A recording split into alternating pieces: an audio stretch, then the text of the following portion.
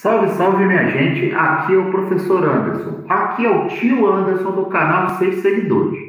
Dando seguimento, à importância do saber, a importância do conhecimento. Afinal de contas, o ano letivo não acabou ainda.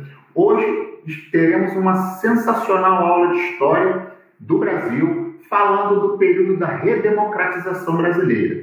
E eu convidei um camarada muito bom, um camarada que estudou comigo na nossa querida Universidade Federal Rural do Rio de Janeiro, o professor Heron Pereira. Ele é da rede estadual também, atualmente está em Quissamã. A aula dele é muito boa, vocês vão gostar muito. Minha aula é meio fraquinha, meio coisa.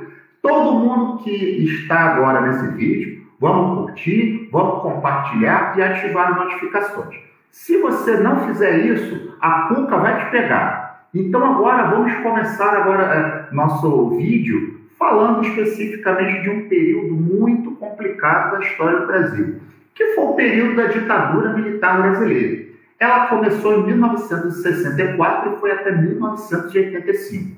Foi o período em que os militares tomaram o poder no Brasil. Na verdade, vários historiadores chamam do período de ditadura civil, militar e empresarial brasileira, porque não foi só os militares que fizeram golpe. Tiveram apoio amplo de vários setores da sociedade civil e de vários empresários, não contentes com uma provável invasão comunista proposta, oriunda de alguma conspiração do ex-presidente João Goulart.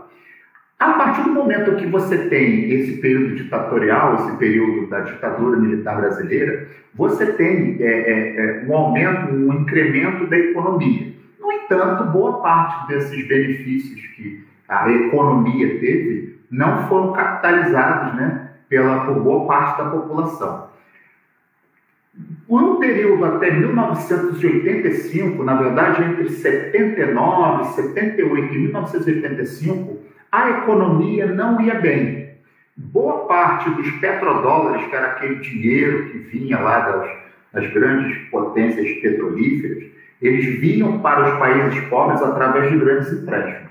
E é claro que os governos militares eles se aproveitaram disso e fizeram grandes obras de infraestrutura, Transamazônica, Itaipu, metrô de São Paulo, metrô do Rio, e gerou uma sensação de bem-estar. Inclusive, muitos defensores da ditadura militar alegam que os governantes do período militar eram mais nacionalistas. Na verdade, se aproveitaram do tempo econômico muito importante e muito dinheiro entrando no governo brasileiro. Só que no início dos anos 80, você começa uma grande crise econômica. Os militares ainda estavam no poder e a hiperinflação corroía o salário de todos os trabalhadores. E daí nós temos a figura do Luiz Inácio Lula da Silva, que era o líder metalúrgico, surgido no final dos anos 70, mesmo durante a ditadura militar conseguiu emplacar uma greve dos metalúrgicos na grande ABC, inclusive a base política de Luiz Inácio Lula da Silva, que é São Bernardo do Campo, e a partir daí ele se torna uma figura nacional. Os militares, percebendo a decadência do seu modelo político e econômico, começam a fazer alguns movimentos para acabar com a ditadura. Nós tivemos a anistia, em que você começa a fazer com que as pessoas que foram exiladas voltassem para o Brasil sem medo de serem presos. Você começou a ter eleições, no caso, nós tivemos em 82 as eleições para governador, onde Franco Montoro e Brizola, que não faziam parte do grupo político da Arena, que era o partido único dos governos militares, ascenderam ao poder. À medida que o tempo foi avançando, surgiu um movimento pelas diretas já. O povo brasileiro querendo votar para presidente do Brasil. O deputado Dante de Oliveira tentou emplacar essa emenda no Congresso Nacional e não foi bem sucedido. Foi feito o colégio eleitoral e tivemos a disputa do Tancredo Neves pelo PMDB e do Paulo Maluf, que era o candidato ligado aos militares, que estavam saindo do poder. O colégio eleitoral Tancredo Neves ganha a eleição, só que, devido a problemas de saúde que não foram corretamente diagnosticados, ele acabou morrendo antes de tomar posse. E aí a gente entra na parte em que o nosso amigo Heron Pereira vai começar a falar aqui com a gente. A aula dele é muito melhor que a minha, podem ter certeza. Meu amigo Heron, ele vai falar um pouquinho da era Sarney. Começando a falar, Sarney foi o presidente da República que tomou posse no lugar de Tancredo Neves. À medida que Tancredo não consegue tomar posse, foi um sofrimento muito grande. Muitas pessoas associavam a imagem de Tancredo a uma imagem de renovação na política, uma imagem de que as coisas poderiam mudar, principalmente na questão econômica. Ele acaba morrendo e José Sarney acaba tomando posse. E aí agora a gente coloca nesse bate-papo aqui esse camarada bom, Heron Pereira. Boa noite, senhor Heron, tudo bem? Boa noite, Anderson, boa noite aí, todo mundo que está ouvindo a gente. Tudo tranquilo, o áudio está saindo bom, tá tudo tranquilo aí, Anderson? Tá show? Tá uma maravilha. Que bom, que bom, que bom.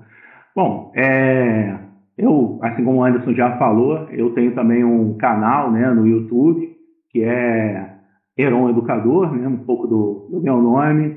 Só antes de mais nada, falar assim, da alegria que é estar junto com vocês e principalmente com o Anderson. A gente fez faculdade junto, e não só a gente fez faculdade junto, como também a gente passou a faculdade quase que toda fazendo trabalho junto, apresentando o trabalho e dando aula junto. Então, é um prazer muito grande estar aqui compartilhando conhecimento com todos vocês. Falar sobre o governo do José Sarney é um governo bem interessante, porque ele já começa com uma situação muito ruim. A expectativa era em cima do Tancredo Neves, expectativa total em cima, e o José Sarney era uma figura sempre muito discreta dentro da política. Ele fez parte da Arena durante muito tempo, que era o partido ligado à ditadura militar. Ele saiu da Arena no finalzinho já da ditadura e ingressou no MDB, depois que veio a ser o PMDB, e acaba caindo ali no colo dele esse governo de transição, digamos assim. Então, uma das coisas que vai marcar, pelo menos vai marcar todo esse período da nossa aula aqui, é a inflação. Você falar desse momento de redemocratização ou do momento da nova república, é você falar essencialmente de inflação. Vai ser o ponto-chave de todas as nossas análises, do governo Sarney, depois do governo Collor, depois do governo Itamar Franco e também do governo Fernando Henrique. Por quê? Vai ser exatamente o momento que o Brasil vai estourar a hiperinflação e também depois o momento onde isso vai ser contornado com uma série de medidas que a gente tem reflexos delas até hoje. Falando especificamente do governo do Sarney, vai ser um governo que começa em março de 1985 e vai até 1990. O mandato dele seria de 6 anos, mas você deve perguntar, poxa, professor, mas por que o mandato hoje é de 4 e na época era de 6? Porque no finalzinho do mandato dele a gente vai ter a Assembleia Constituinte, que vai formar a nossa Constituição atual, que é a Constituição de 1988. Tá? Uma característica interessante de falar a respeito aí do governo Itamar Franco, uma coisa importante, é falar do governo Sarney, do governo Sarney, é falar sobre o plano cruzado. Vai ser um plano que vai tentar, digamos assim, restabelecer a economia. A gente estava passando por um processo de inflação. O Anderson já chamou a atenção aí a respeito especificamente da crise do petróleo, enquanto parou de chegar investimento estrangeiro no Brasil. A crise é lá de 74, se agrava em 79 e a ditadura não consegue sanar esses problemas, um índice de desemprego muito alto, poder aquisitivo das pessoas muito baixo, e o Sarney recebe o governo diante dessa situação um tanto quanto caótica. E a gente não pode falar que era totalmente caótica, porque ele entrega pior ainda do que ele recebeu. E ali, em 85, ele vai buscar uma forma de tentar resolver os problemas. Em 86, ele cria o Plano Cruzado. O Plano Cruzado, a princípio, ele vai dar um resultado muito pequeno e, digamos assim, vai resolver o problema durante um período muito pequeno. Por que o plano vai pregar? Uma nova moeda, como normal de sempre aconteceu. O Brasil teve diversas moedas, principalmente nesse período.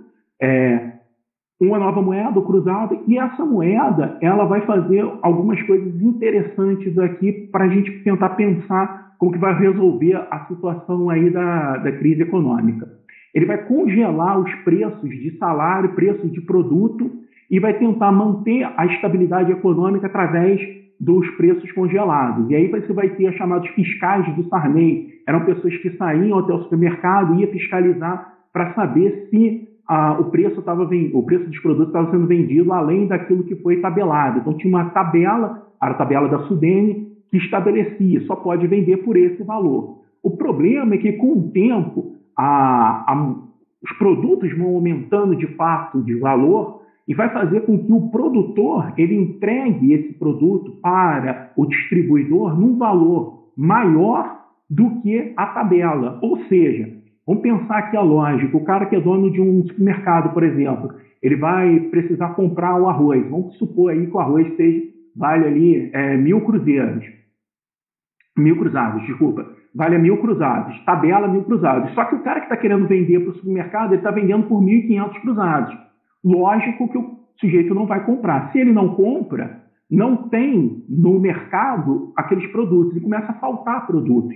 E como não tem lugar nenhum e as pessoas precisam comprar, você vai começar a ter um mercado negro, digamos assim, pessoas vendendo fora da tabela e cobrando um valor que eles vão chamar de ágio. Era um valor acima da tabela que garantia você comprar. Isso era muito utilizado em carro, por exemplo. Então, você queria comprar um carro, não tinha um carro e você precisaria pagar um valor a mais do que a tabela, um ágio, para comprar o carro. Para a gente ter uma noção, o finalzinho ali do governo do Sarney, a inflação anual de 1989, já no final do governo, vai chegar a casa de 2.751% ao ano, tá? Um acumulado. Fala, professor Anderson.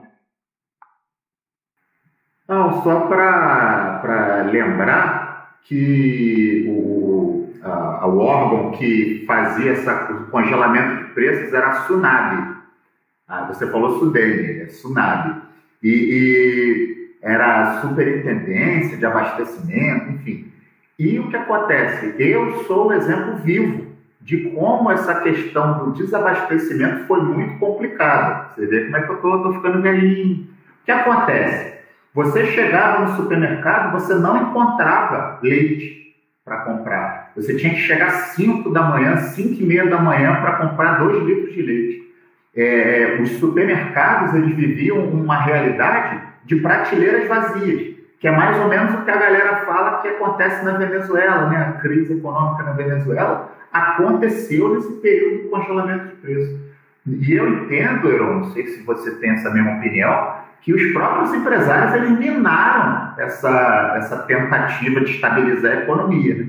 O desabastecimento era causado também porque o empresário não queria, enfim, vender aquela mercadoria com preço congelado, controlado, e eles começaram realmente a minar também esse processo de congelamento de preço. E eu senti na pele isso. Você chegava no supermercado, prateleiras vazias, os preços muitas vezes ficavam mais altos, aí você chamava lá a SUNAB para fiscalizar, daqui a pouco mandava fechar o supermercado. Era uma loucura. Antes do plano, você tinha a questão da remarcação de preços. Você podia ter o mesmo dia, o mesmo produto com 3 preços diferentes. Podia ter um preço de manhã, um preço na hora do almoço e um preço no final da tarde. Estava muito doido mesmo. Foi uma época assim, muito complicada. E o brasileiro, infelizmente, tem memória curta, né? A galera da minha geração, 44, 50 anos, viveu essa realidade de desabastecimento. De supermercado, você ter dinheiro até e não conseguir comprar mercadoria. Quer dizer, aí o pessoal vem com esse papo, Venezuela e tal. Nós já vivemos uma realidade tão igual quanto a da Venezuela hoje, em termos dessa questão de desabastecimento. Do quanto foi boicotado o plano, é claro que você tem assim, casos nítidos como empresários ali de gado, de corte, né? Eles não abatiam o gado e falavam que não ia abater e não ia vender e acabou. O preço era muito baixo, eles preferiam manter o gado ali no pasto do que abater. E aí tem até, inclusive eu vi outro dia uma reportagem do próprio ministro da Fazenda dizendo que, olha, não vai dar certo E para que dê certo, precisa da ajuda, não só da população, que até estava fiscalizando, mas também por parte dos empresários. O que acontece também, e aí é uma situação um pouco mais complexa, entra muito no âmbito da economia, e a gente, como historiadores, a gente não tem dificuldade, digamos assim, em entrar por outros caminhos aqui, mas seja lá como for, uma outra coisa interessante a gente refletir é que o Brasil não tinha lastro para sua moeda. E o fato de você não ter lastro, o que é o lastro? É uma garantia de dinheiro que a sua moeda tem valor de compra. Então o governo não tinha esse lastro, não tinha ali uma caderneta, digamos assim, de poupança que vai garantir o lastro da moeda, vai garantir que aquela moeda tem o valor que está escrito ali. Ou seja, como não tinha esse lastro, o sujeito chegava para comprar e percebia que, de fato, a moeda não tinha aquele valor. A moeda valia muito menos. E por isso você tem que aumentar o valor da moeda. Então você vai ter moeda, por exemplo, de 1.000 cruzeiros, 5.000 cruzeiros, 10.000 cruzeiros. Depois, plano cruzado, a mesma coisa. 1.000 cruzados, 10.000 cruzados, 100.000 cruzados.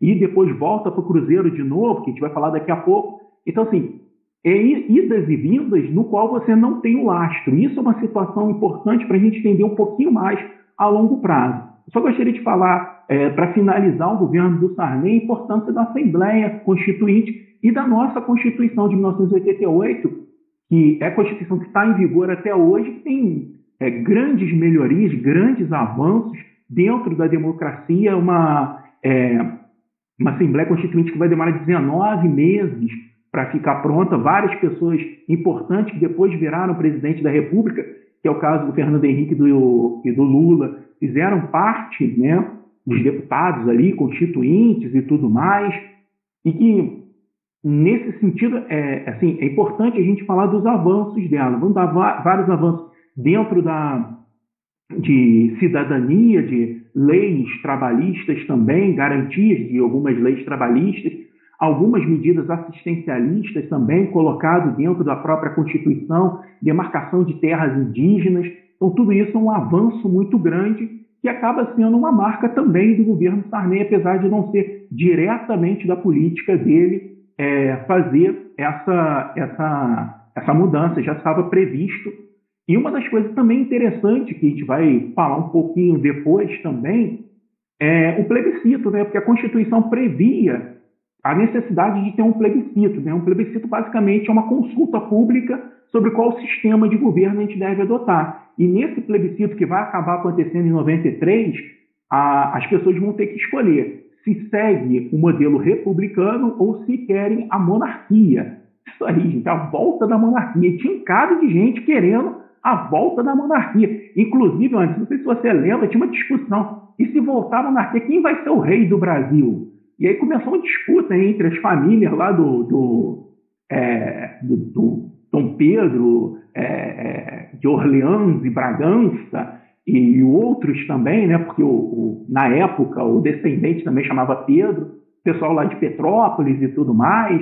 Então havia uma disputa. E aí, quem vai ser o rei? Eu acho que o rei poderia ser o Anderson. O que você acha, Anderson? Ser o rei do Brasil? Na verdade, essa questão do plebiscito do rei, eu lembro que eu estudava no ensino médio e o pessoal ficava com essa brincadeira o tempo todo, vote no rei, que não sei o quê. O que você vê no Brasil de 2020, muita gente com a bandeira do Brasil imperial, bota aquela camisa do Brasil imperial para mostrar que apoia o império, né, a volta da monarquia. Alguns descendentes da família real, acho que tem um que é deputado federal por São Paulo, que é tataraneto, enfim, está lá no Congresso. E a galera coloca muito, eu já reparei, a questão do fato do Brasil ter se modernizado no período imperial. Só que muita gente não se dá conta que essa modernização foi à custa de muito sangue, principalmente do negro. E quando você fala do governo monarquista, você obrigatoriamente está falando de um governo escravista, né? Quer dizer, você só teve o fim do império com o fim da escravidão. Inclusive, né, muitos autores defendem que o fim da monarquia só aconteceu devido à insatisfação dos proprietários rurais com o fim da escravidão em 1888. E aí você tem... E a própria bandeira do Brasil Imperial tem o negócio do café ali em volta, assim, quer dizer, representa a riqueza que era totalmente a terra, né? Que era totalmente agrária, aquela coisa da plantation, exportadora. E tem muita gente, né, saudosista querendo a volta do Império Brasileiro, né? De vez em quando tem essas coisas. Por um lado é bom, com essa aula agora, você lembrou desse tópico importante, que em 93 a população foi chamada a optar se queria continuar a república ou se queria a monarquia. Olha só, eu lembrei aqui de outro nosso amigo da Rural, um abraço se ele estiver ouvindo, ou se ele ouvir isso, o André. O André que sempre gostou dos regimes monárquicos, adorava estudar, né? Claro, estudar o regime monárquico, querendo mandar um abraço para ele, se ele estiver assistindo. De qualquer forma, Anderson, houve, né, de fato, o plebiscito lá em 1993, a monarquia perdeu, né, para sua tristeza, ficou só com 10%, e 66% fizeram uma república, e depois, decidindo a república, qual o sistema. E aí sim que ficou um pouco mais parelho. Se seria o sistema parlamentarista ou se seria o sistema presidencialista tal qual a gente tem hoje. Vale só destacar que o sistema parlamentarista você tem bastante, por exemplo, na Europa, no qual você elege os deputados, né, que seria o nosso caso aqui, deputados e senadores, elegia o parlamento, e o parlamento tiraria ali um primeiro-ministro. E esse primeiro-ministro faria vez, né, de presidente, né, o que faria o poder executivo. E ficou um pouco mais parelho. Estou vendo aqui, olha, o parlamentarismo ficou com 24% e o presidencialismo com 55%. E vale destacar que é o segundo plebiscito em cima disso, porque lá atrás, na década, né, de 60, a gente viu também um plebiscito que era por conta se vai continuar o parlamentarismo, porque teve o parlamentarismo no Brasil, assim que o Jânio Quadros saiu, né, renunciou com um regime de parlamentarismo, e a população esmagadoramente, a maioria da população lá atrás, na década de 60, colocou o presidencialismo e referendou o João Goulart para ser presidente da República, mas isso aí é uma outra história para outro momento. E aí eu falo... Um fato que é importante lembrar, excelente lembrança sua da Constituição, é que a Constituição ela foi promulgada em 1988 e a Constituição que está em vigor era de 1967, que era do período da ditadura. Então, a Constituição de 88, a principal missão dela foi acabar com o entulho autoritário que tinha da Constituição de 67. E a outra coisa que você foi muito feliz na sua fala foi a questão dos direitos sociais, né? Quer dizer, você passou a ter vários direitos trabalhistas dentro da própria Constituição. Então, você via que no período militar também tem uma falsa impressão de que as pessoas viviam bem. Na verdade, você tinha uma economia boa, mas os benefícios não eram necessariamente para o trabalhador. A Constituição de 88, ela dá uma melhorada nesse equilíbrio da relação patrão-empregado, em que o empregado ele passa a ter diversos benefícios trabalhistas, que já tinham na CLT, é verdade, mas que passaram a virar cláusulas constitucionais. Né? E agora, no Brasil de 2020, você vê, na verdade, 2018, 2017, vários direitos do trabalhador têm sido retirados, né, ano após ano. E geralmente eles são retirados como uma proposta de emenda constitucional. Então você vê que você é obrigado a mudar a Constituição para poder retirar alguns direitos dos trabalhadores. Então você vê que a Constituição de 88 ela teve um papel importante à época, que foi, né, reposicionar o trabalhador nessa relação aí com o capital, mas agora, né, de uns 4, 5, 6 anos para cá, você tem só tido perdas, né, ao longo do tempo. E aí eu falar assim, uma coisa interessante do finalzinho do governo do Sarney, são as eleições. Em 1989, a gente vai ter as eleições para presidente, depois de muito tempo sem a gente poder votar diretamente no presidente da República. Então, teria a possibilidade de você votar E foram 22 candidatos, Anderson, 22 candidatos. Eu vi até uma imagem da cédula, né, da cédula eleitoral, para o pessoal que está acostumado a fazer a votação aí na urna eletrônica. Tinha uma cédula eleitoral com 22 nomes, você marcava um X, colocava lá, uma coisa assim muito antiga, que hoje, inclusive, né, já que está no momento aí da eleição dos Estados Unidos, lá nos Estados Unidos ainda é assim, né? Mas seja lá como foram 22 candidatos em 1989 para né, o novo momento democrático, de praticamente quase todos os grandes partidos lançaram candidatura própria, pouquíssimas coligações, e a gente vai ter ganhando força, uma força assim, absurdamente grande, com o apoio da mídia também, o Fernando Collor de Mello. Tem uma reportagem em março de 89, a eleição vai ser em novembro, né, o primeiro turno é em novembro, 15 de novembro, e o segundo turno 17 de dezembro, mas em março tem a capa da revista Veja, que na época era uma revista assim, muito lida, tinha uma divulgação muito grande. A capa da revista Veja era Collor, o caçador de marajás. Onde você vai lembrar aí do caçador de marajás? É isso aí, meu camarada. E fazia do Fernando Collor um cara novo, né? E a imagem que a gente precisa pensar era o que o Collor projetava, uma imagem de um cara novo na política, não envolvido, novo na política que eu estou querendo dizer que não estava ligado aos elementos da ditadura militar. Então seria um político novo que mostrava a nova cara da democracia do Brasil. Tanto é que o partido dele, o PRN, era o Partido da Reconstrução Nacional, Anderson. E aí o que vai acontecer? As eleições a mídia vai dar um apoio muito grande ao Collor, especificamente, outros também vão ter apoio da mídia, mas o Collor um pouco mais sistemático. A gente precisa entender que a mídia de 89 não tem quase nada a ver com a mídia de hoje.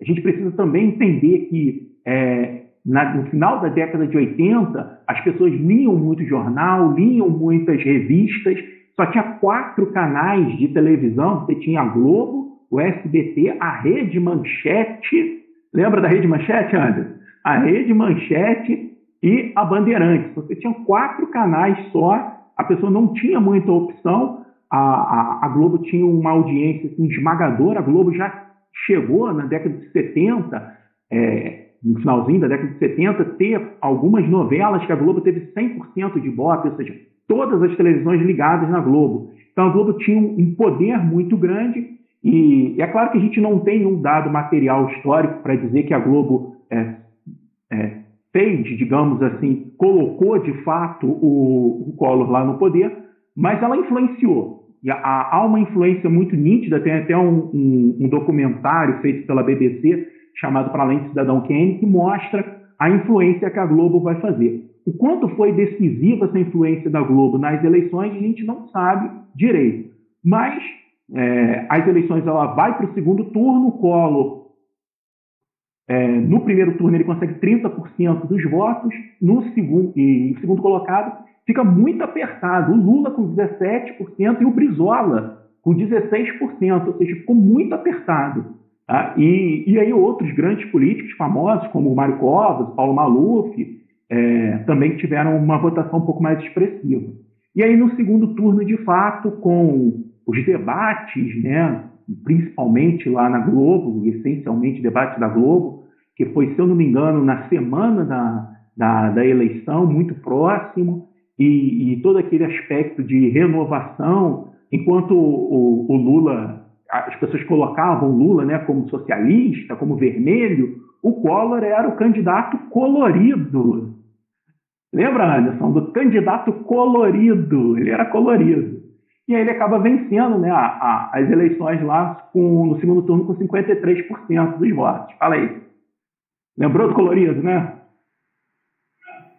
Na verdade, algumas lembranças que eu tenho dessa eleição era que muitas vezes a imagem do Lula era associada à imagem da baderna, a imagem da reforma agrária, a imagem de movimentos sociais e a população invadindo o poder, a ameaça socialista, mesmo com a União Soviética já entrando em declínio, aquela questão da queda do Muro de Berlim, o Gorbachev tentando fazer lá a perestroika, aquelas noches, né? Ainda existia o temor de que, com um governo petista no poder, automaticamente você teria uma revolução, você teria reforma agrária. E esse tipo de situação era muito prejudicial, principalmente para a elite brasileira. A elite brasileira, ela fica realmente preocupada. E quando você fala da influência da Rede Globo, esse debate, se eu não me engano, foi na sexta-feira antes da eleição. A eleição era domingo, o debate foi na sexta. E o que aconteceu? O que a Globo é responsabilizada? Quando eles fizeram uma edição para mostrar para os telespectadores como foi o debate, mostrava sempre o Lula de uma forma assim, como se estivesse sempre com medo, enquanto que o Collor sempre altivo, sempre agressivo. Então, quer dizer, a mensagem que passou para o pessoal quando viu o Jornal Nacional no dia seguinte, lembrando que esses debates muitas vezes eles iam até tarde da noite, então boa parte dos trabalhadores não paravam para assistir o debate ao vivo, exatamente por causa do avançado da hora. Quando você chegou no dia seguinte que você viu aquele Jornal Nacional com a edição do debate totalmente mostrando um Collor altivo, um Collor combativo e tal, não teve jeito. Boa parte da galera falou, eu não vou votar nesse barbudo aí não, esse barbudo aí vai fazer a revolução, vai quebrar tudo, vai invadir minha casa. E aí a galera, né, claro, tem outros fatores que influenciam, mas é claro, o poder da mídia. Gente, se a gente tem internet e a mídia ainda é muito influente, porque boa parte do território brasileiro não tem internet, não tem Wi-Fi, a cobertura de telefonia terrível, você imagina em 1989, que não tinha internet, em que todas as pessoas eram dependentes de rádio, jornal e TV, e que até hoje é muito concentrado na mão de poucas famílias. Então, essas famílias, a elite brasileira, não queria hipótese nenhuma a eleição do Luiz Inácio Lula da Silva. E aí, essa edição do Jornal Nacional, ela meio que favoreceu, né, o Collor. E ele acabou ganhando o segundo turno das eleições, né? Essa coisa colorida, essa coisa da renovação da política. Engraçado. Está acontecendo alguma coisa no Brasil de hoje muito parecida, né? Que você mostra um camarada que é fora da política, um camarada que não necessariamente já foi político no passado, um camarada que vai chegar modernizando tudo. Afinal de contas, você vai ser contra ou não o caçador de marajás? É claro que você vai ser. O que é o marajá? O marajá é aquele cara na Índia que não trabalha, que não tem salário, que ganha altíssimos salários e fica lá no palácio, enfim, com um monte de benesses e benefícios. E o que era o marajá no Brasil? Era o servidor público, geralmente de cargo comissionado, que ganhava e não trabalhava. E o Collor, quando começou a fazer isso, começou a demitir servidores públicos lá em Alagoas que não trabalhavam, aí a mídia já pegou aquela imagem dele de caçador de marajás e botou na mídia. E aí deu o que deu.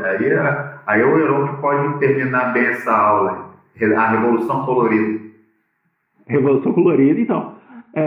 E é interessante voltar rapidamente, só para gerar o gancho do começo do governo do Collor, é que ainda no primeiro turno, o Mário Covas ele apresentou uma proposta de solução para o problema grave da crise. O Thiago falou, tem aí, o Thiago, abraço para você, muita saudade, tá, meu camarada? O Silvio Santos, né, só falando rapidamente aí, o Silvio Santos do SBT foi candidato também. O problema é que logo no começo, primeiro que o Silvio Santos demorou, digamos assim, para lançar a candidatura dele, e quando lançou, ele não foi referendado pelo TSE por conta de que ele precisaria ter aprovação. Se eu muito me engano, a lei dizia que ele precisava ter a aprovação em 9 estados, ele só teve em 5, e aí acabou por conta disso sendo indeferido a candidatura do Silvio Santos.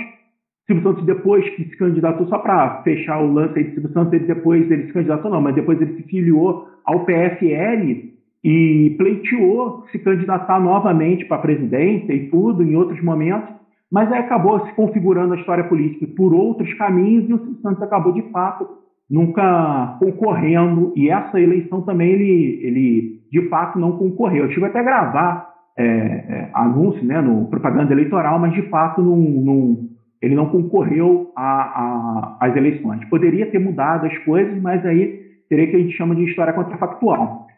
Uma coisa, o Mário Covas, ainda no primeiro turno, antes, ele pegou e falou o seguinte: uma das propostas para tentar resolver o problema da inflação, olha que coisa curiosa, como é que a vida é interessante, a história é bacana para a gente refletir sobre ela.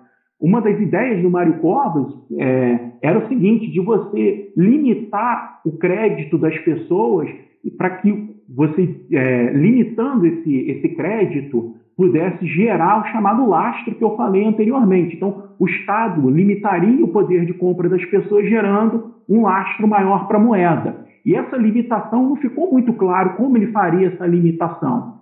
Depois, no segundo turno, ficou atrelado ao Lula que ele faria essa limitação através do confisco da caderneta de poupança. O Mário Covas, quando falou isso, declinou a porcentagem dele de aprovação. O Lula, né, negou que tenha dito isso e tudo mais, seria uma notícia falsa ali na época. E depois o Collor, em março de 1990, ele assume, 15 de março de 1990, ele assume. E ele chama a Zélia Cardoso de Mello para ser ministra da Fazenda. E o que a ministra da Fazenda faz? Quando eles assumiram, era um momento de feriado, né? E depois ela faz, um dia antes, como se fosse assim num domingo, digamos assim, um dia antes ela chega e faz o pronunciamento do novo plano econômico dela. E no dia seguinte já seria um dia útil. Já começaria o plano a valer naquele dia subsequente, né? E dia 16 de março ela estabelece exatamente o Plano Brasil Novo, Anderson. Você vai falar Plano Collor, mas é Plano Brasil Novo. Ela queria mudar o Brasil. Fala para mim, o que a Zélia Cardoso fez com o seu rico dinheirinho que estava lá na caderneta de poupança? Na verdade, eles foram muito espertos quando fizeram esse Plano Brasil Novo. Eles, em acordo com o Sarney, eles decretaram o feriado bancário. Então, antes do Collor tomar posse, você já não tinha acesso ao banco. Quando teve a posse, aí todo mundo ficou feliz, nosso novo presidente eleito, querendo ou não, é uma coisa boa, né? Você eleger um presidente da República, por mais que você goste ou não goste, mas pelo menos a população foi chamada a votar, né? Enfim, aí faz parte, né? Às vezes você vota no camarada tranquilo, às vezes você não vota. E aí o que aconteceu? A Zélia e a sua equipe econômica fizeram esse Plano Brasil Novo. E a Zélia e vários economistas que estavam ali fazendo o plano econômico, sabendo que ia ter o confisco da poupança, foram lá e retiraram o dinheiro da poupança. Então, quer dizer, boa parte da população, 99,999% da população, foi pega de surpresa com o feriado bancário, não pôde movimentar esse dinheiro que estava lá. E quando a gente fala pessoas, é pessoas e empresas. E aí o pessoal da Zélia, o pessoal da equipe econômica, já sabendo que ia acabar com tudo, ia confiscar esse dinheiro da poupança, foram lá e tiraram o dinheiro antes que você tivesse qualquer problema. Agora você vê, é a questão da fake news, né? Vive dizendo que é fake news, gente, a fake news existia naquela época. Então, quer dizer, o Collor falou que queria retirar a liquidez da economia, caiu nas pesquisas, aí disseram que o Lula que falou, na verdade, quem fez o confisco foi o Collor. Você vê como que a história é sempre fascinante. E aí, né, toda essa jogada feita pela Zélia, na prática, o que ela vai fazer? Ela estabelece uma nova moeda, né, o cruzeiro, volta com o cruzeiro. Por isso que às vezes eu me engano de cruzado para cruzeiro, porque foi cruzeiro, depois foi cruzado, depois foi cruzado novo, depois foi cruzeiro, depois foi cruzeiro real e por aí vai. Então a moeda ela vai mudando radicalmente ao longo desse período que a gente está estudando. Então por isso gera sempre uma confusão. Ela vai criar, né, uma nova moeda E essa nova moeda ela vai dizer o seguinte, basicamente, qual era a sacada dela? Congela preços e salários por 45 dias e confisca as cadernetas de poupança. O valor que você poderia retirar dessa caderneta de poupança era um valor relativamente pequeno. É muito complicado você fazer transição do que era o valor do cruzeiro para o que é hoje o real. Mas ficaria em torno, aí especula-se que seria em torno de R$8.000. Ou seja, você tem lá, e é bom a gente entender o contexto da coisa. Como você tem uma inflação absurdamente alta, 2.700 por ano é uma coisa assim absurdo, é muito. Você não pode ter o dinheiro em casa. Se você guarda o dinheiro em casa, seu dinheiro perde valor, você perde tudo. Então o que você faz? Você vai colocar o seu dinheiro em alguma aplicação, seja ela qual for. E a aplicação mais segura que até então as pessoas especulavam que existia era a caderneta de poupança. E aí, para você não perder o seu dinheiro, todas as pessoas iam lá e colocavam o seu dinheiro na caderneta de poupança. Então, da noite para o dia, se você quisesse comprar um carro, você vendesse o seu carro, mas eu não tenho outro carro para comprar agora de imediato. Se eu pego o dinheiro e fico em casa, eu perco esse dinheiro e não consigo comprar outro carro. O que vai acontecer? Eu tenho que botar o dinheiro na caderneta de poupança.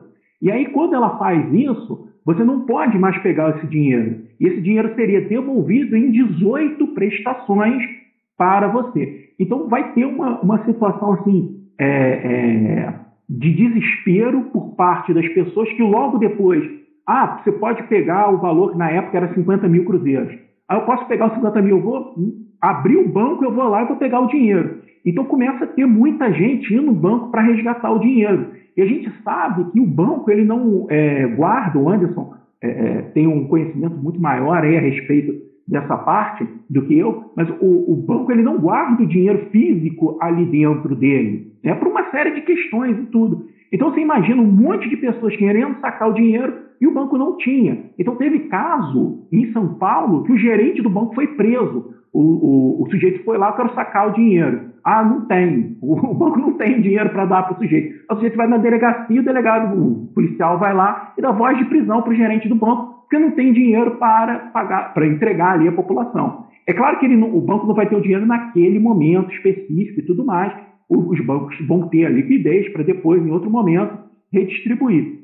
E isso também vai gerar uma série de situações, muito se fala em suicídio, de pessoas que tinham dinheiro para fazer um investimento, abrir uma empresa e o dinheiro foi bloqueado, eu não consigo mais abrir empresa, e isso vai gerar eu precisar pegar dinheiro emprestado e entrar em crise econômica.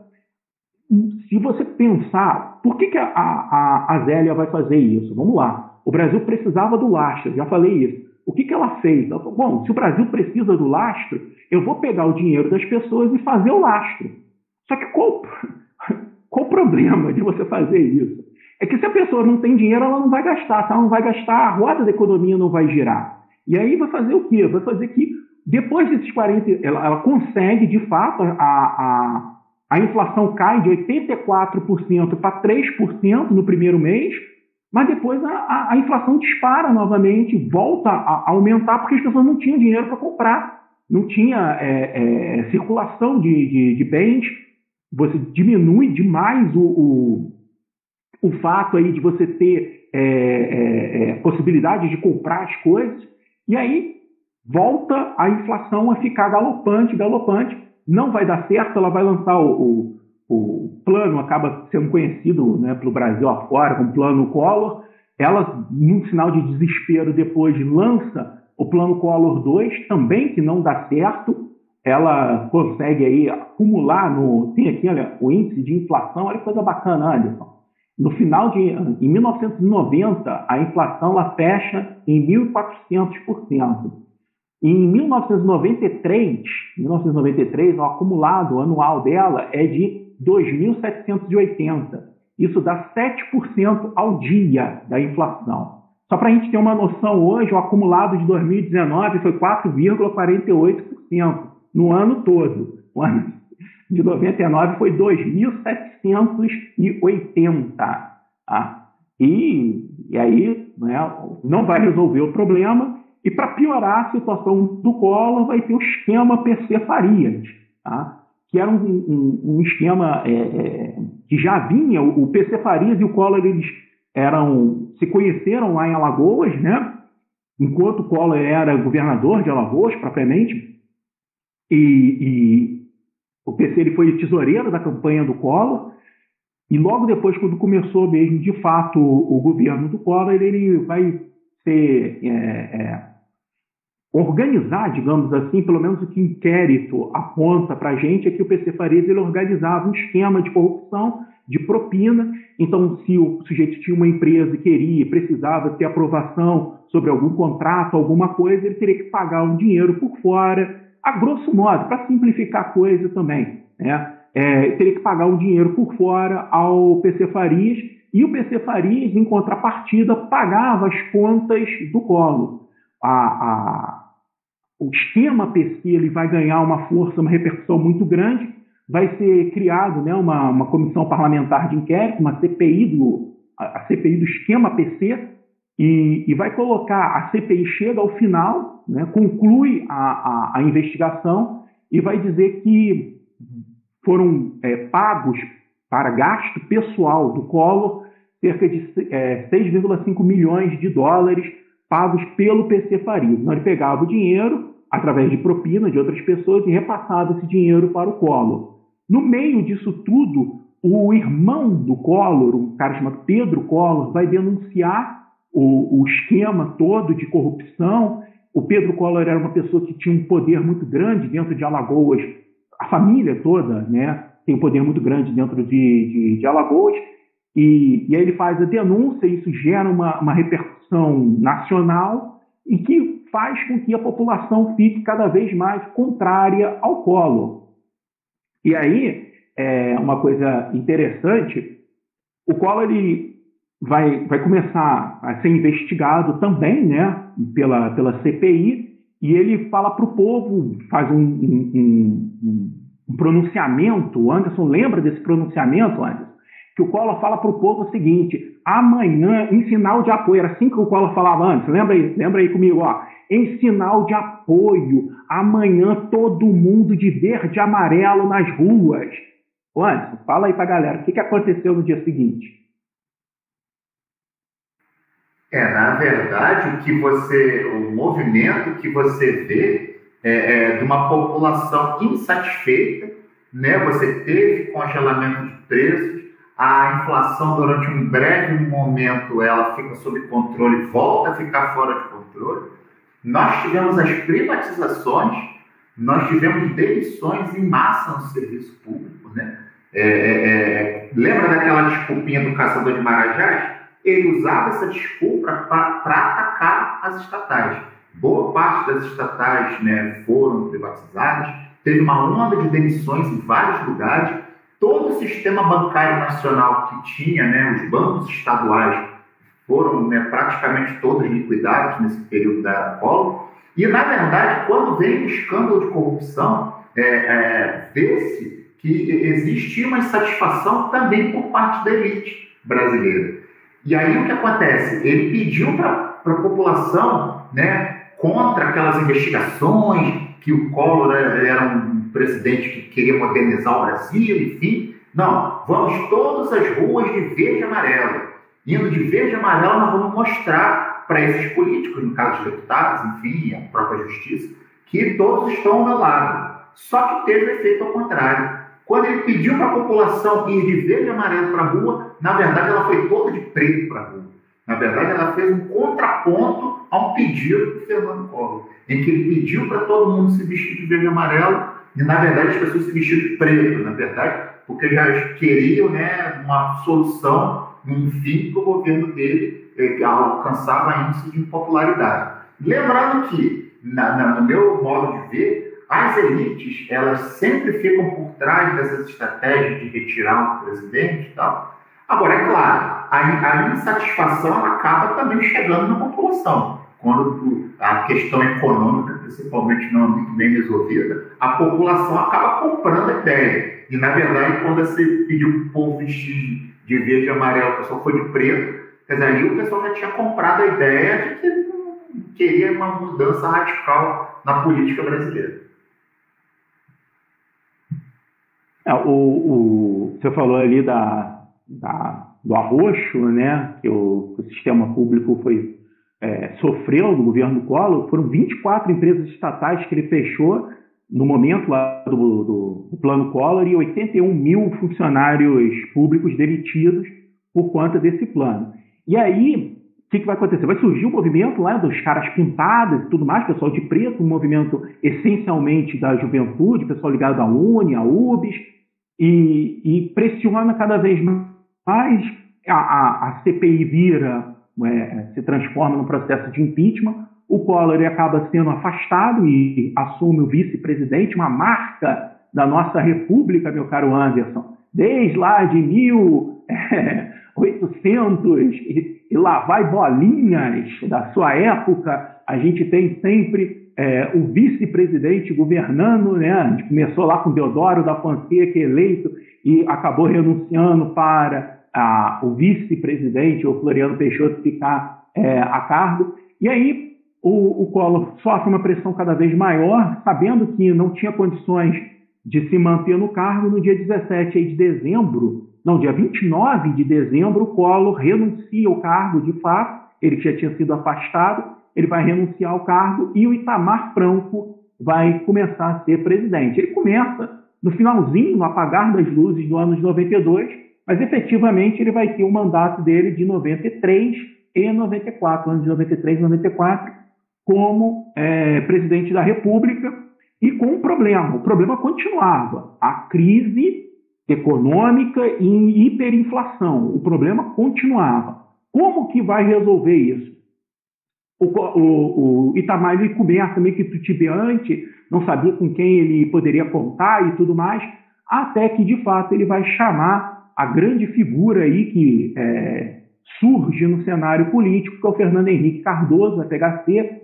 Ele dá o Itamar Franco dá meio que carta branca ao FHC para promover as medidas que ele achava necessárias. Já havia, como o Anderson citou, um processo, se a gente pensar no âmbito um pouquinho mais amplo da coisa, já em 1989 você tem lá em Washington uma série de deliberações que indicava a necessidade de você enxugar o Estado, promover as ações que hoje a gente coloca como Estado neoliberal, diminuir cada vez mais as empresas estatais, fazer as privatizações, e o próprio Collor começa um pouco a projetar isso, mas de fato vai ocorrer, o início das privatizações começa no governo do Itamar Franco. A grande máxima de privatização do Itamar Franco é a Companhia Siderúrgica Nacional, né, que fica lá em Volta Redonda, aqui no Rio de Janeiro, privatiza ela, e o objetivo era criar mais uma nova moeda. O Brasil já estava calejado com tantas novas moedas, e o Fernando Henrique cria o Plano Real, o projeto do Plano Real. Diferente dos outros modelos, o Plano Real ele tinha uma estrutura, e é inegável isso, gostando ou não do Fernando Henrique. O objetivo nosso aqui não é fazer julgamento histórico de quem está certo e quem está errado, é apresentar os fatos, mas o Fernando Henrique ele vai montar junto, não só o Fernando Henrique, porque o Plano Real, hoje em dia, Anderson, você sabe disso, o Plano Real tem vários pais, né? O próprio Itamar Franco morreu dizendo que ele era o pai do Plano Real. O Fernando Henrique diz que é o pai do Plano Real, e o Ciro Gomes fala que, na verdade, o Plano Real é dele. O filho bonito tem vários pais. O que vai acontecer? A equipe econômica toda do governo Itamar Franco e capitaneada aí pelo Fernando Henrique, eles vão criar uma estratégia. Primeiro, eles vão informar tudo para a população. Não vai ser essa coisa obscura que foi o plano Collor com a Zélia. Eles vão informar as coisas. Olha, vai ter um período de transição onde a moeda, o cruzeiro real, vai passar a ser indexada para uma moeda virtual chamada unidade real de valor. Essa unidade real de valor vai passar a ser indexada pelo dólar, ou seja, não vai ser mais a inflação que vai indexar a moeda, e sim uma outra moeda estável, que é o dólar. Por isso, quando se fala em URV, você fala da desindexação da economia, palavra esquisita, né? Coisa mais de economista do que propriamente de historiador. E ele vai lançar no 1º de julho de 1994 o Plano Real, né? A moeda, né? De fato, o real. Ele vai ter todo esse período de transição do cruzeiro para a unidade real de valor, e da unidade real de valor para o plano real, a moeda real, de fato.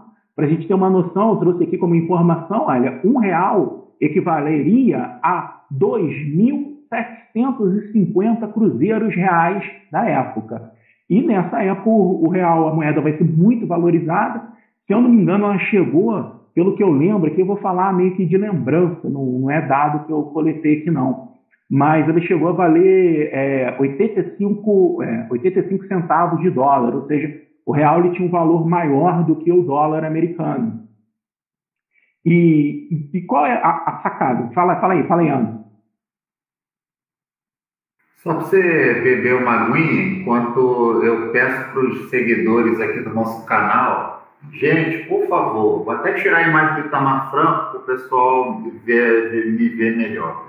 Gente, curte, compartilha e ativa as notificações. Se você fizer isso, eu que sou um YouTube pequenininho, um dia eu vou ficar grandão. Então só depende de você. Se você está gostando da aula do Heron, se você está gostando aí desse conteúdo que é muito importante para o Enem, curte, compartilha e ativa as notificações. Se você não fizer isso, o Saci vai te pegar, hein? Cuidado. Aqui tem um comentário do nosso amigo internauta, o Nohan Veloso, e aqui ele fala um pouquinho, né, do legado, né, da galera aí, enfim, essa galera é bem complicada. Entregar a Vale a preço de banana com moeda podre financiada pelo BNDES. Outro comentário, a Hendrika, interessantíssima aula. E aí o que acontece? A gente, uma coisa que tem que ficar bem clara aqui para o pessoal, é uma confusão que todos os alunos têm. Eu não sei se os seus alunos têm. Muita gente pensa que o plano real foi no governo Fernando Henrique. Na verdade, o plano real ele foi no governo Itamar Franco. O FHC, Fernando Henrique, ele era o ministro da Fazenda, e aquele negócio que o Heron falou tem toda a razão, filho bonito tem um monte de pai. Ele se tornou o pai do plano real. O PSDB até hoje fala que o legado de até hoje termos uma moeda estável é deles, né? Ou pelo fato deles terem ajudado a implantar o plano real. E ele, na verdade, capitalizou isso aí positivamente para a própria imagem dele. Tanto é que o sucessor do Itamar Franco é o próprio Fernando Henrique. É a demonstração que muitas vezes na história do Brasil, quando a situação econômica está boa, você elege um presidente. Quando a situação está ruim, ou o pessoal faz impeachment dele, no caso do Collor não foi impeachment, ele renunciou antes do impeachment, que é uma outra confusão que nossos alunos sempre têm. O Collor ele não sofreu o processo de impeachment. Quando ele percebeu que o processo de impeachment estava em andamento, ele saiu, pediu renúncia, foi embora, e o Itamar assumiu como vice-presidente. E as privatizações que começaram no governo Collor tiveram continuidade no governo Itamar, que é outra confusão que os alunos têm, porque o Itamar tem aquela coisa meio nacionalista, mineiro, ele não permitiu que Furnas Centrais Elétricas fosse privatizada, mas ele não permitiu por um lado, mas por outro lado outras empresas continuaram com o processo de privatização. Isso aí é bom os alunos ficarem bem situados. Eu faço questão de botar foto dos presidentes exatamente para o pessoal se ligar. O que aquele presidente fez de importante, porque é o tipo de conteúdo que cai muito no Enem. E uma outra coisa que é muito preocupante quando se fala de Enem é a ditadura militar empresarial brasileira de 1964. Pela primeira vez em muito tempo, o Enem não teve nenhuma questão falando sobre ditadura militar. Por isso que no início da live eu falei bem rapidamente sobre ditadura, que é só para o aluno poder saber se situar historicamente. Porque, efetivamente, se ele seguir o que aconteceu no último Enem, não teremos questão de ditadura militar brasileira. Então, essas questões que o professor Heron está levantando são extremamente importantes para aquela galera que está estudando. E aí nós vamos dar continuidade à aula aí, que o Heron vai falar de umas coisas aí, finalzinho do governo Itamar e tal, e a entrada no poder aí do ídolo de boa parte dos internautas aí, Fernando Henrique. O que vai acontecer, né? Não tem milagre só na época da ditadura militar, no milagre econômico, que a gente viu que não foi absolutamente nada disso. O que vai acontecer? A gente volta a precisar do lastro na moeda. A moeda precisa ter o lastro dela. Ora, é inviável retirar a caderneta de poupança novamente, porque foi um desastre total, deu tudo errado. E qual a forma de você dar lastro para a moeda? Senão ela vai voltar a desvalorizar igual sempre voltou. A forma é privatização. Né? O internauta aí falou a respeito da Companhia Vale do Rio Doce, que ela vai ser privatizada já no governo Fernando Henrique. Não vai ser ainda a Vale em 1997 que ela é privatizada, já no governo Fernando Henrique, né, do Itamar não. Mas a gente vai chegar lá rapidinho. O que vai acontecer? Você vai precisar dar lastro. E como se dá lastro? Fazendo a privatização. Nesse caso, ainda em 93 vai ser privatizado a CSN, né, e logo depois você tem o plano que vai dar certo. O plano é lançado em 94, as eleições são em 94, as eleições para presidente. E ficou nítido que a imagem do Fernando Henrique era uma imagem muito forte, o plano dava certo, acabava com a economia, a estratégia contrária ao plano real, as estratégias dos outros políticos, se mostrou uma estratégia extremamente desastrosa, principalmente por parte do Lula, que na época, em 94, falou que o plano não ia dar certo, que aquilo ali era momentâneo, era só para eleger mesmo o Fernando Henrique. Depois, claro, o Lula voltou atrás com isso e ele deu sequência ao plano real também no governo Lula, mas isso aí é outro momento. Mas o que vai acontecer? O Fernando Henrique ele ganha as eleições de 94 de lavada, ele consegue 54% dos votos contra 27% do segundo colocado, que foi o Lula. Ele ganha em primeiro turno, não tem segundo turno. O Fernando Henrique ele é eleito duas vezes, em 94 e 98, todas duas vezes no primeiro turno, sem segundo turno. E só um dado curioso, né? O Anderson ele tinha um dos fãs dele, era o doutor Enéas Carneiro. Nessa de 94, Anderson, Enéas Carneiro foi em terceiro lugar com 7% dos votos. Então, assim, já mostra ali a polaridade que estava o Brasil nesse período. O Fernando Henrique começa o mandato dele a partir de 1º de janeiro de 1995, como de fato presidente da República, e aí sim a gente começa a ideia do neoliberalismo ser colocada em prática. E é sempre bom a gente pensar que esse neoliberalismo nunca é um neoliberalismo completo, é sempre parcial, é muito complexo você colocar uma ideologia tão forte da noite para o dia, né? Ainda que a gente percebesse ideias neoliberais em outros governos, um pouquinho lá no Sarney e tudo mais, mas a marca, digamos assim, do governo Fernando Henrique é o caminho neoliberal que leva a privatizações. E qual é o objetivo dele? Gerar esse lastro do Brasil. Quando eu falo em lastro, é a garantia que você vai ter para quem quer investir no Brasil. Vamos supor, o professor Anderson ele mora fora do Brasil, mora em outro país, e ele tem $1 milhão que ele quer investir em algum lugar. Ele vai olhar as taxas de juros, quanto que cobra, qual a taxa de juros do Brasil. Se a taxa de juros no Brasil é uma taxa boa, né, que vale a pena ele colocar o dinheiro, ele vai colocar aqui. Mas o que o Anderson ele vai pensar basicamente? E é claro, gente, eu estou fazendo aqui uma explicação assim, muito, muito, muito simplista da coisa. Para o nosso foco aqui, que é o aluno do ensino médio, uma ideia simplista. É claro que se um economista for ver isso aqui, vai falar que é coisa mais complexa, e de fato é. Mas para a gente simplificar a coisa, o Anderson vai pegar $1 milhão e vai pensar o seguinte: eu vou aplicar no Brasil, ele tem uma taxa de juros que é interessante, mas qual é a garantia que uma vez eu colocando meu dinheiro lá, eu vou conseguir tirar ele depois?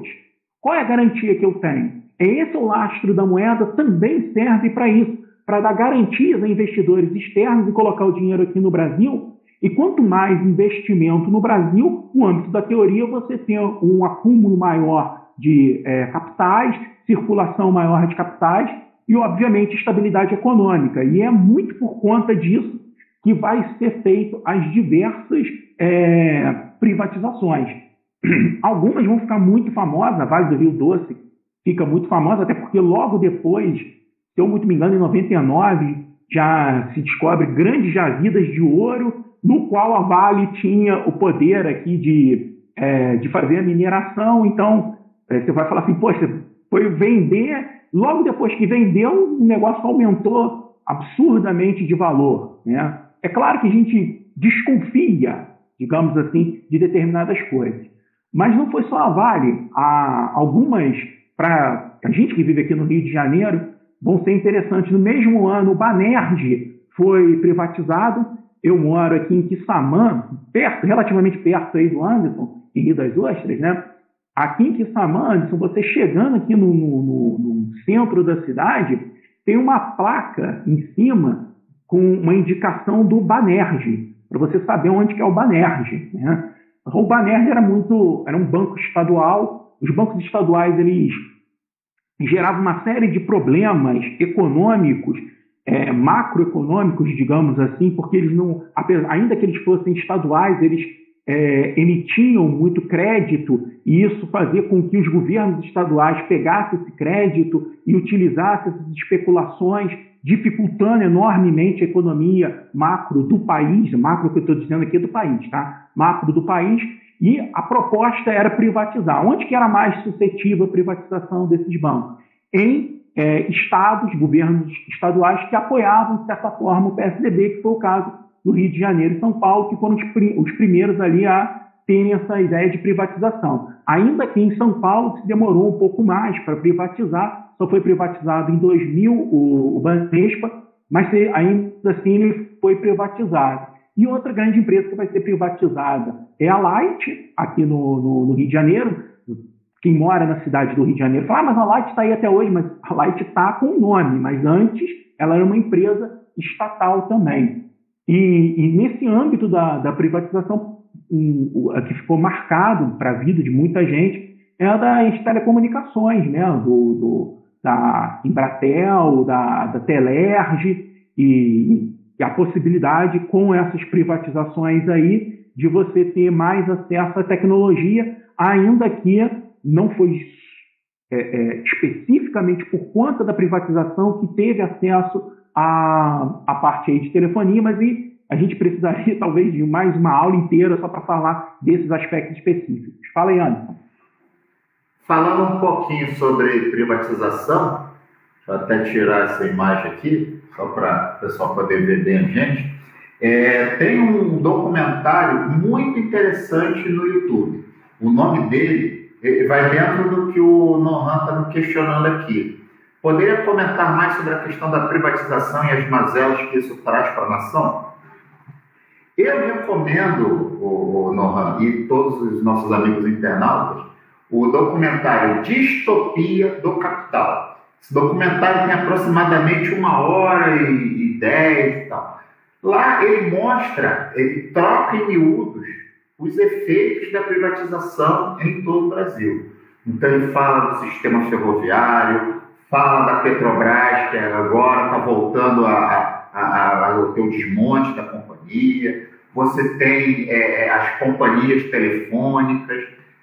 Na verdade, esse processo de privatização, ele começa, a teoria que é levantada, que começa já no governo Sarney. Já no governo Sarney você começa a sucatear, você começa já a não ter tanto investimento. Na verdade, boa parte das privatizações acontece num consenso que acontece bem longe daqui, em Washington. Na verdade, a economia do mundo capitalista, ela é dirigida pelos Estados Unidos. E lá, o Banco Mundial, o Fundo Monetário Internacional, a sede de todos esses órgãos é nos Estados Unidos. E lá, todo tipo de pressão política e econômica é feita pelos Estados Unidos, até por liderar a economia mundial. E lá tem diversas recomendações de privatizar os serviços, de privatizar essas empresas. E olha que interessante, a gente não estava com a crise da saúde, em que várias organizações sociais estavam envolvidas em denúncia de corrupção e tal. Isso foi recomendação do Banco Mundial lá atrás.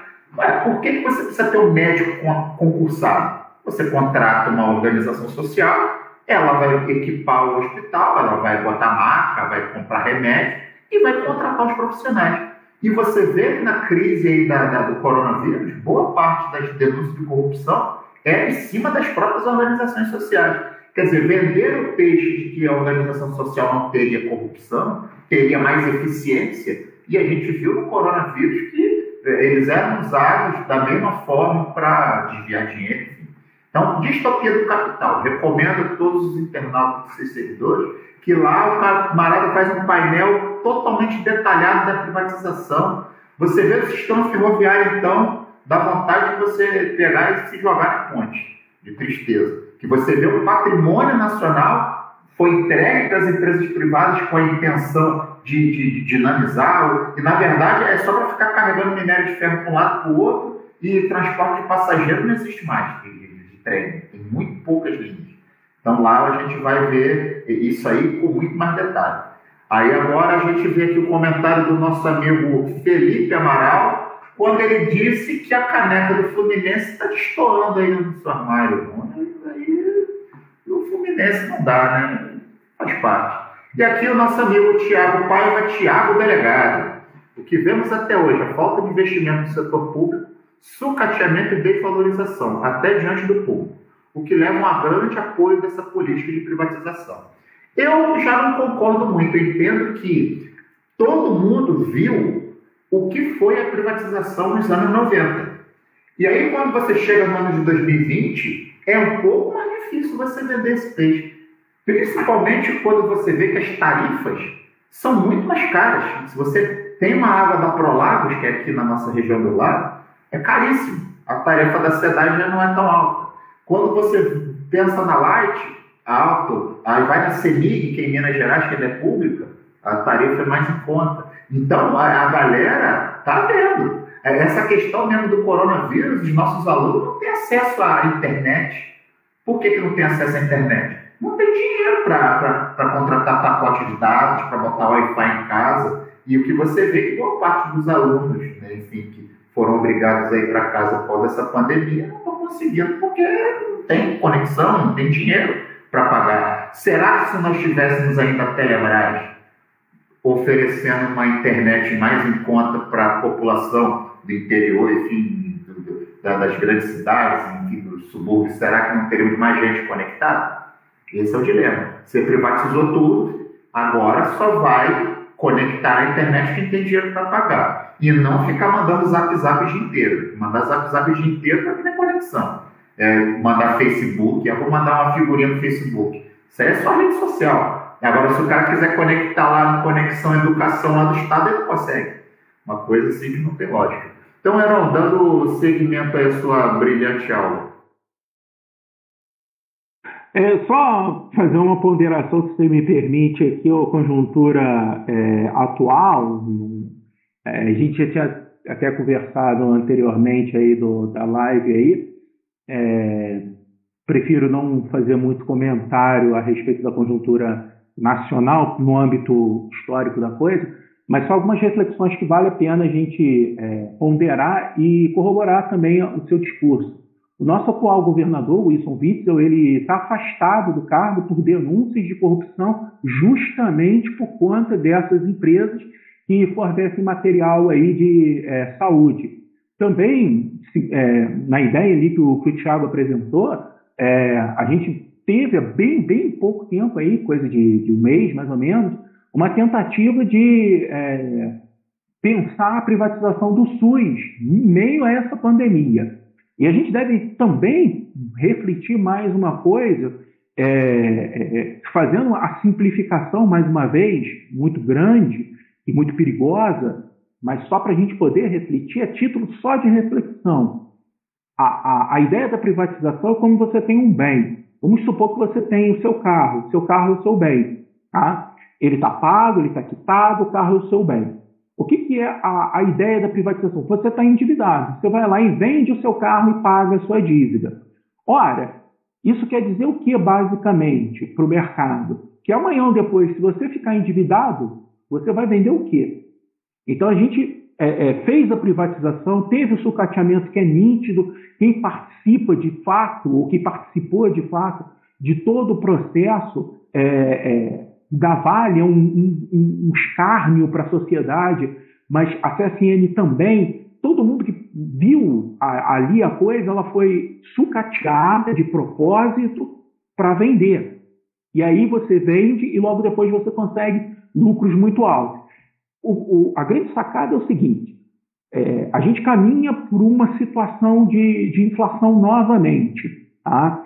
É muito perigoso isso que eu vou fazer aqui, porque não é o espaço do historiador fazer essa análise, portanto eu vou ser bem breve dela. A gente caminha por uma situação de inflação novamente, o governo apresentou a moeda de R$200, e isso tem tudo a ver com a desvalorização do papel moeda.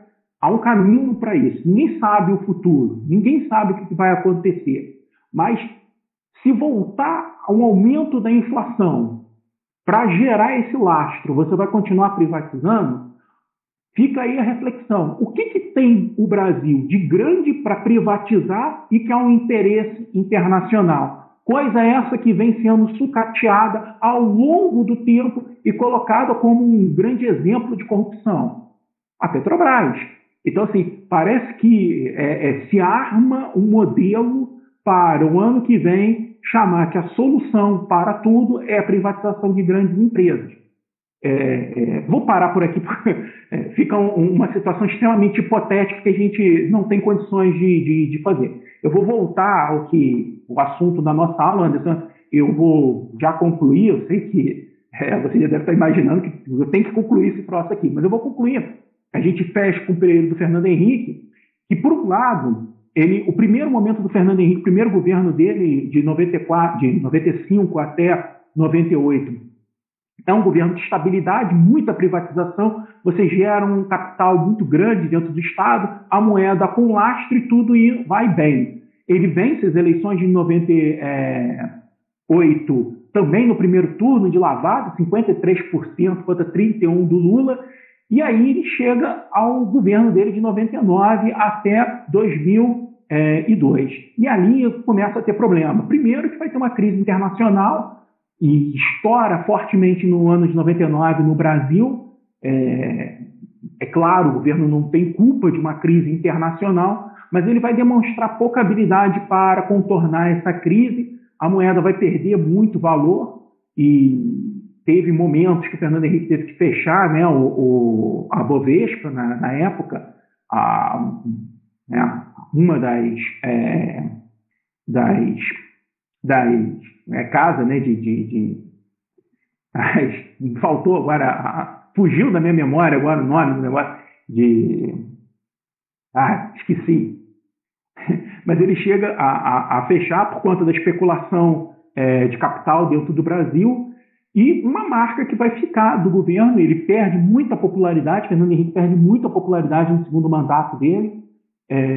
Uma das coisas que fica positiva é a estabilidade econômica, mas, por outro lado, um índice muito alto de desemprego. Ele termina o ano lá de 98 com 9% da população economicamente ativa de desempregado, um índice muito grande, e fecha o ano, né, de 2001, propriamente dito, com 17% de desemprego da população economicamente ativa, o último ano dele, né, de mandato ali em 2002, 17% de índice de desemprego, e sem contar, eu trouxe aqui o último dado aqui para a gente finalizar esse momento aqui, um dado de 15 milhões de pessoas vivendo na linha da pobreza ou abaixo da linha da pobreza.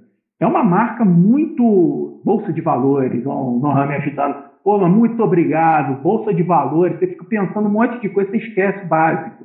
Tá? Obrigado. A Bolsa de Valores, isso aí. Ele chega a fechar a Bolsa de Valores durante um período só para tentar minar a especulação. E depois, o que vai acontecer? Ele termina o mandato dele com essa quantidade de 15 milhões de pessoas vivendo ali na linha da pobreza. Você pode falar assim, poxa, professor, mas 15 milhões não é nem tanto assim, vai? Não é tanto assim não, mas a gente já teve em outros momentos isso diminuído para 6 milhões de pessoas, e atualmente, o ano de 2019 fechou com quase 14 milhões de pessoas, e nada indica que esse ano, por conta também da pandemia, de uma série de problemas, que o número vai mudar, e é bem provável que aumente o número de pessoas pobres, extremamente pobres no Brasil. Então, a marca, no final das contas, do governo dele foi um governo de estabilidade econômica. Um determinado setor vai lucrar absurdamente com o governo FHC, porém a parte social vai ficar muito aquém do que poderia ser feito, e esses índices aí estão aí. Fundação Getúlio Vargas, você pode ir lá visitar, pesquisar e comprovar a tese que eu estou apresentando aqui. E aí a gente para no Fernando Henrique, né, Anderson? Foi mais ou menos o que a gente tinha combinado. Isso aí. O que eu gostaria de falar aí, falar um pouquinho aí sobre o governo FHC, é que as pessoas associam muito, lembrando meus alunos queridos, Fernando Henrique cumpre 2 mandatos dele, né, participa da eleição bonitinho, né, faz os seus 2 governos, e logo depois você tem a ascensão do Partido dos Trabalhadores e Luiz Inácio Lula da Silva assume o poder. Agora, uma marca que é sempre associada aos governos petistas é o Bolsa Família, que na verdade é um programa que eles entendem que é de transferência de renda. É como se você estivesse tirando do mais rico, né, enfim, do próprio governo, e transferindo para aquelas pessoas muito pobres, né, para pelo menos ter o que comer. Situação econômica muito complicada. Engana-se quem pensa que no período da ditadura militar, os muito pobres eram assistidos pelo governo. Não era. E, na verdade, o Bolsa Família ele não começa no governo Lula. Ele começa, na verdade, no governo FHC. A diferença que esse programa de renda mínima do FHC para o Lula, claro, se aproveitando de uma atmosfera econômica favorável no governo dele, ele turbinou o Bolsa Família. Quer dizer, mais pessoas tiveram acesso a esse programa de transferência de renda, né? Mais pessoas saíram da miséria absoluta, enfim. Então, o legado da renda mínima é um legado dos governos civis. E temos que reconhecer, o governo Fernando Henrique começou isso, né, em menos escala, e os governos petistas aumentaram isso. Querendo ou não, o programa de transferência de renda, tirando os preconceitos bobos que boa parte da população, classe média principalmente, tem, quando você dá esse dinheiro para o camarada, você está dando condição para ele sair da pobreza.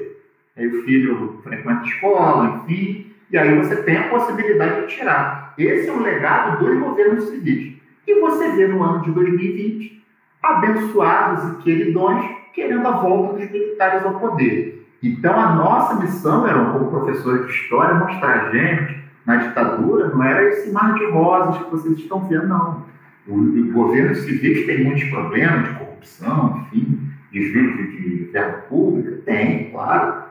Políticos corruptos, tem. Agora, no governo ditatorial também tinha, você não tinha condição de denunciar ninguém. Você está no meio da ditadura militar, vai falar, o general roubou. Já era, seria exilado, torturado, enfim. E também muita coisa boa teve dos governos civis. Esse programa de transferência de renda, ele começou no governo Fernando Henrique, turbinou no governo Lula e Dilma, e o Temer já deu uma diminuída, e o Bolsonaro estava querendo acabar. Quando veio a pandemia, ele pensou 2 vezes e fez esse programa aí, essa renda mínima e renda básica e cidadã pessoal, porque também o coronavírus estava aí. E esse programa de transferência de renda, que tem que ficar bem claro para todo mundo aqui, foi chegado um consenso em Washington, junto lá os capitalistas, Fundo Monetário Internacional, que a população não podia morrer de fome. Então, o programa de transferência de renda é simplesmente para dizer o seguinte, gente, não vamos deixar a população morrer de fome. Só isso. Ela não tem nenhum objetivo social, infelizmente. O objetivo, na verdade, é fazer com que as pessoas não se revoltem contra o sistema. É difícil a gente ouvir isso, mas o capitalismo entende, muitas vezes, que essa população, muitas vezes desprovida de qualquer meio de sobrevivência, ela um dia vai criar uma ruptura democrática. Enfim, você vai tentar assumir o poder. Então, o programa de transferência de renda ele é pensado lá nos altos círculos capitalistas, e o intuito, claro, é esse, né? Fazer com que as pessoas não morram de fome. É claro que esse programa de transferência de renda possibilita que muita gente não morra de fome. Isso aí a gente tem que reconhecer que o Bolsa Família e outros programas aí, inclusive o Bolsa Família ele é até replicado em várias partes do mundo, é colocado como um programa, é um legado dos governos civis. governos militares, infelizmente, não estavam muito preocupados com os muito pobres. Então, Heron, muito obrigado pela sua presença. Eu tenho certeza que você abrilhantou muito o canal. Você falou de muita questão de economia que, assim, eu confesso que eu não tinha profundidade em ter esse conhecimento.